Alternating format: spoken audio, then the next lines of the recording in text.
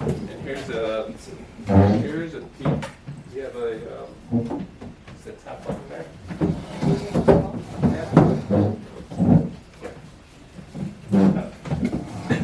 All right, so what I put together here is a bunch of information about the races on Sunday.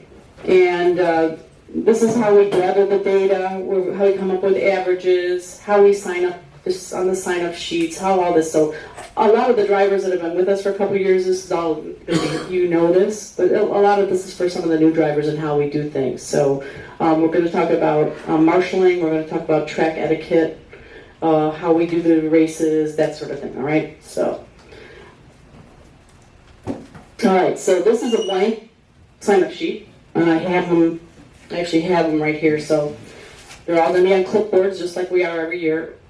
And there's a set for every category. So we've got truggies, two-wheel drive, and four-wheel drive. And with the amount of drivers that we have for four-wheel drive, we've allowed that we can have 4 categories of races.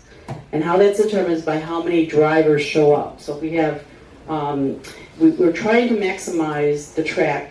We try not to have more than 8, but we will allow up to 10 in a race, all right? So if we actually had 40 four-wheel drive racers show up, we could do 4 10-driver races. That's what we have allowance for.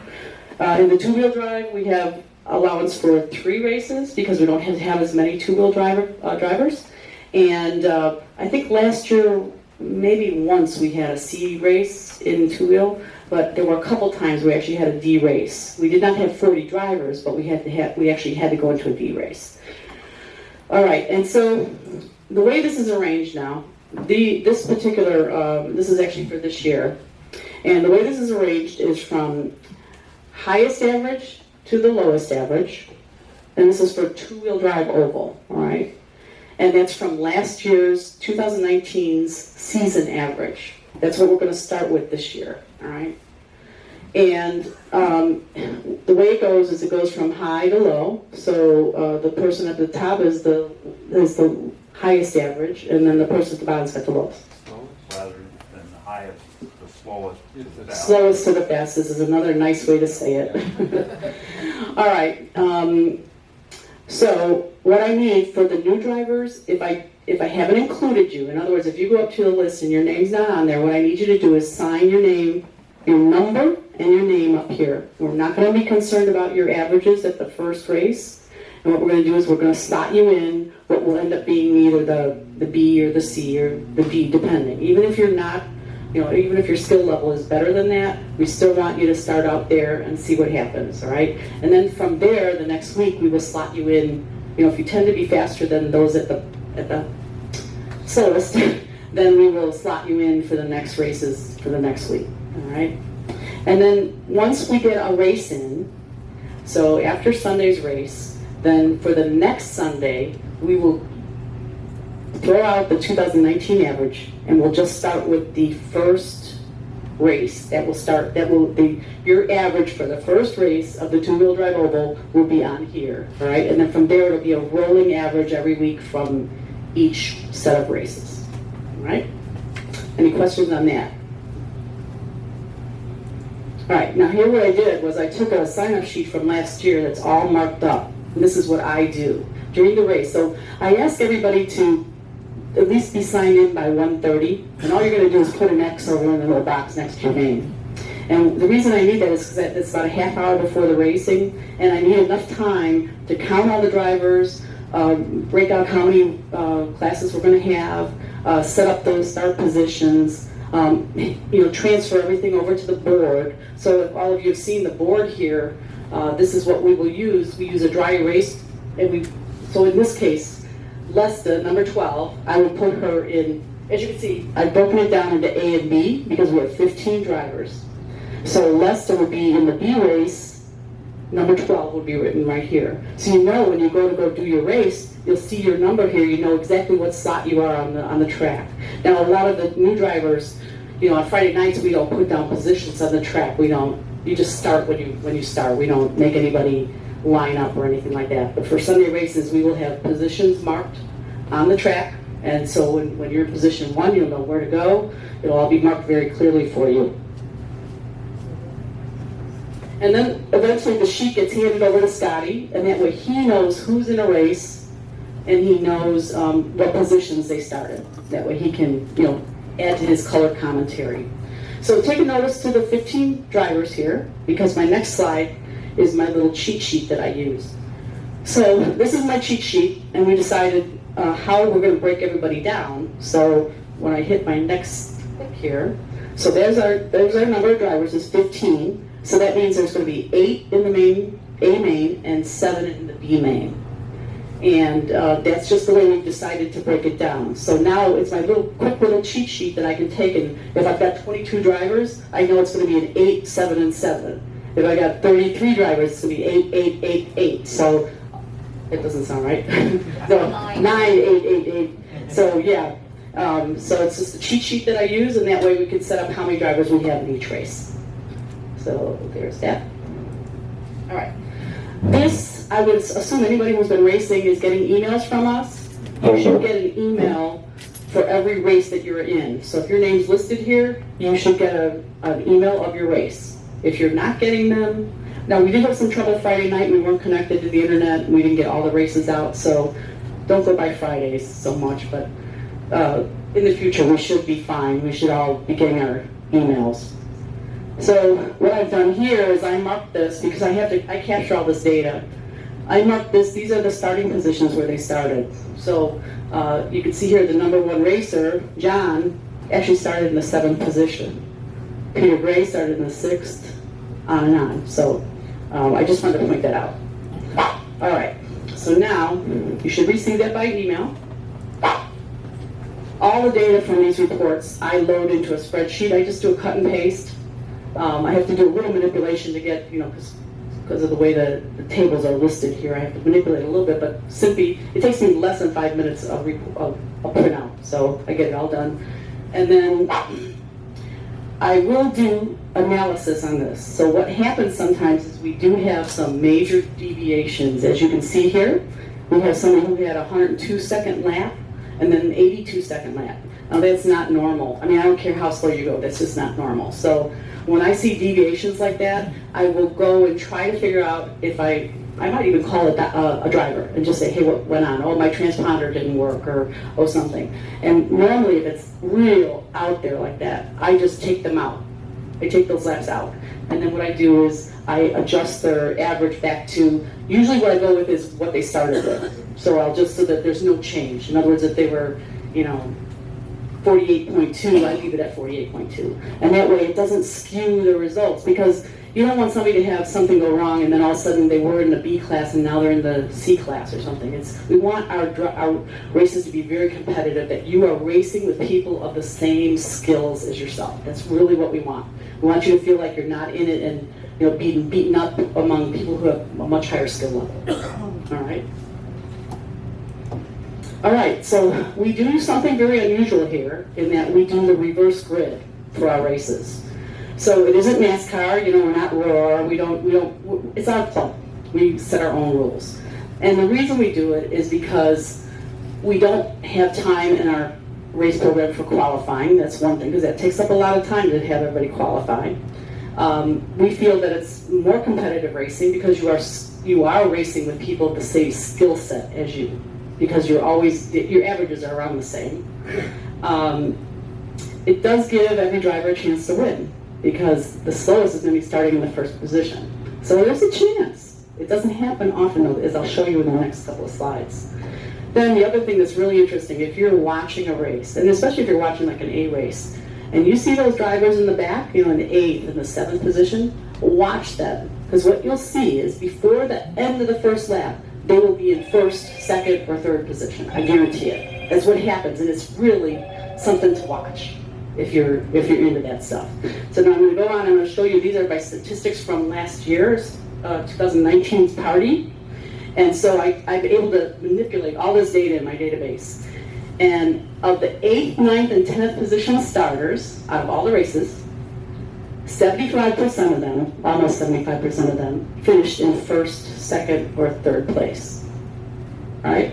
So if you're a good driver, even though you're starting in 7th, 8th, 9th, or 8th, 9th, and 10th, you're still going to win those races.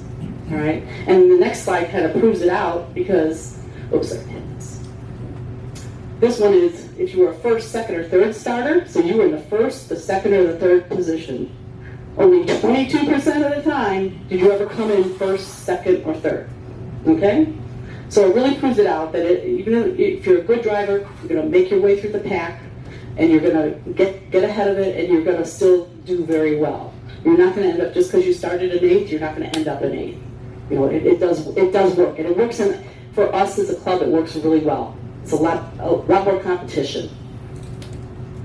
All right, so here's our race schedule for the year. Our first race is on December 1st, and our last race is going to be March 22nd.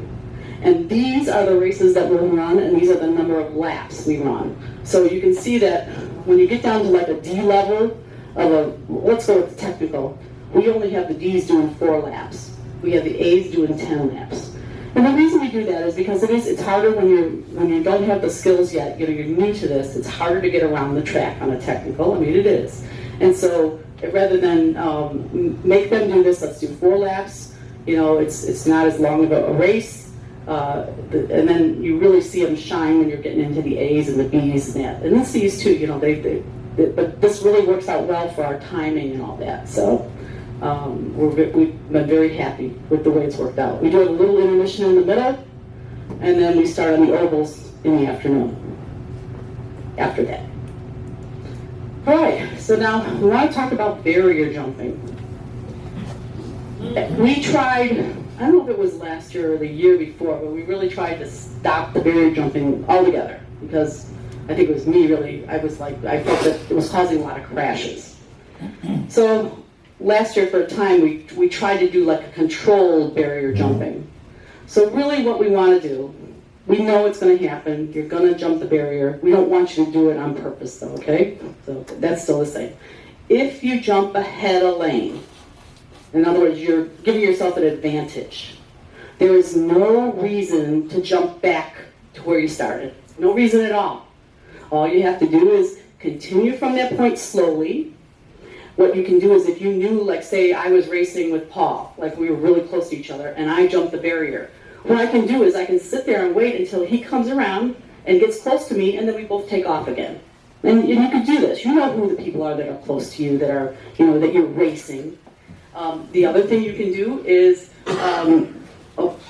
you can just go slowly too, to slow down. If you don't, our computer has what they call minimum lap times. And we have it set up for the technical at 29 seconds and for the oval at 9 seconds. So say for instance, a faster driver has gone through half the course and he jumps a barrier and he keeps on going. Well, if he goes under that 29-second barrier limit, what it will do is it will discount that lap. It'll actually add it. So in other words, say you're on lap 3, it won't count it as lap 3. It'll keep adding the seconds on. You'll have 1 lap less than everybody else, and you'll have a long lap. Your lap 4 will be, 60 seconds long or something like that. So if you don't do it yourself, the lap counter will do it in certain circumstances.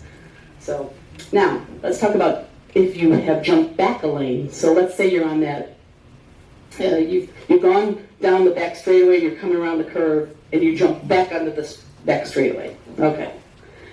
Optimal is to let the marshal get your car. That is the most optimal, but we know that doesn't always work. And a lot of times it just happens. The marshals are looking at other things or another crash happened.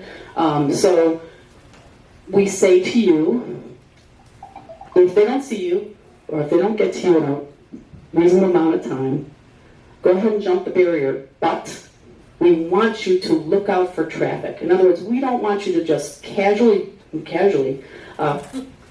jump across the barrier and cause an accident. We don't want you jumping across because you got to get across, but you're going to take out somebody else that's coming the other way.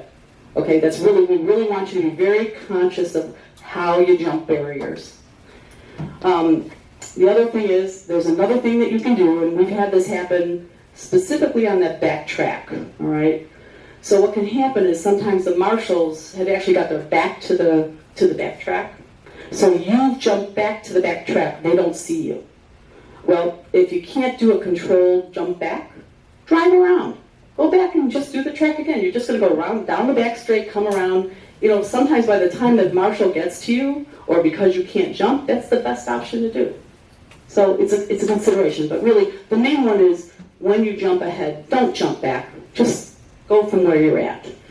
That's the main point there. Any questions on that part of it from anybody? No?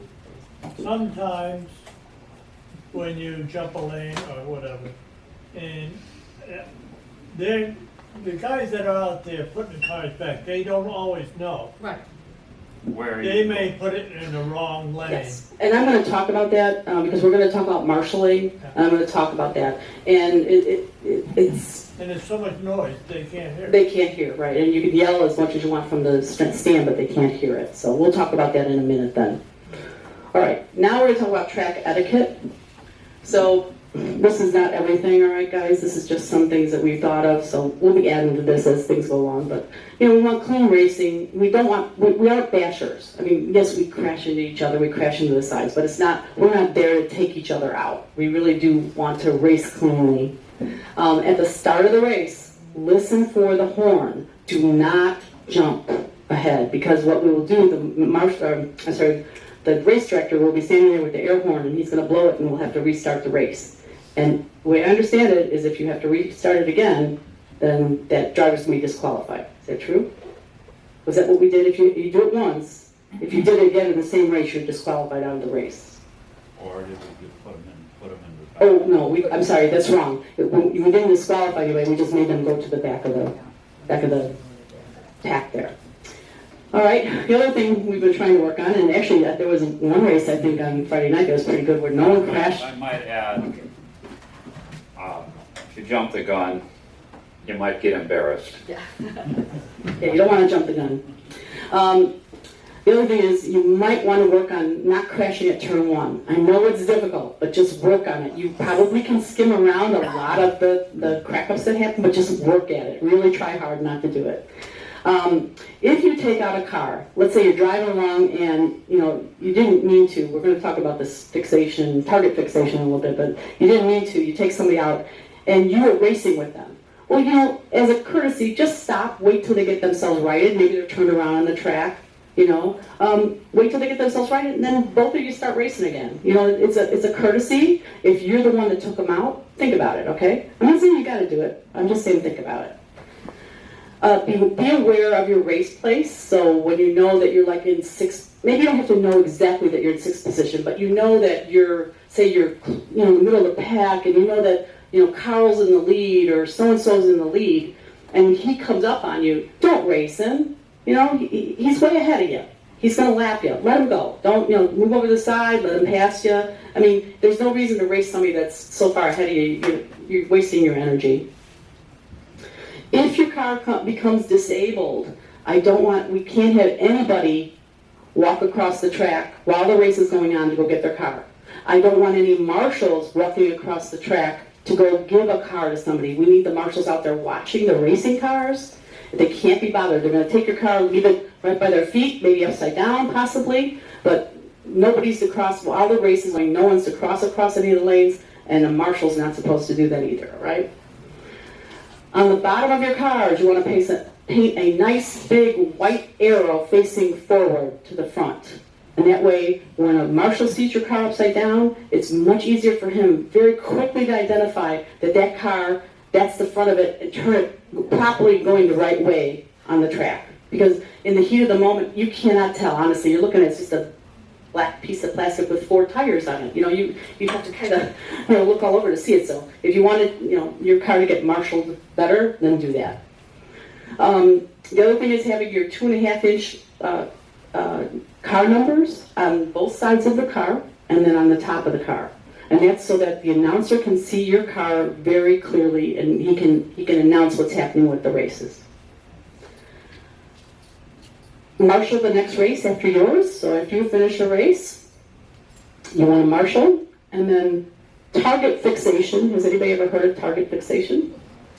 Well, it really is a thing, and it's a thing we see on our track all the time. We're all guilty of it. So let me show you the next slide. All right. target fixation. This is from Wikipedia.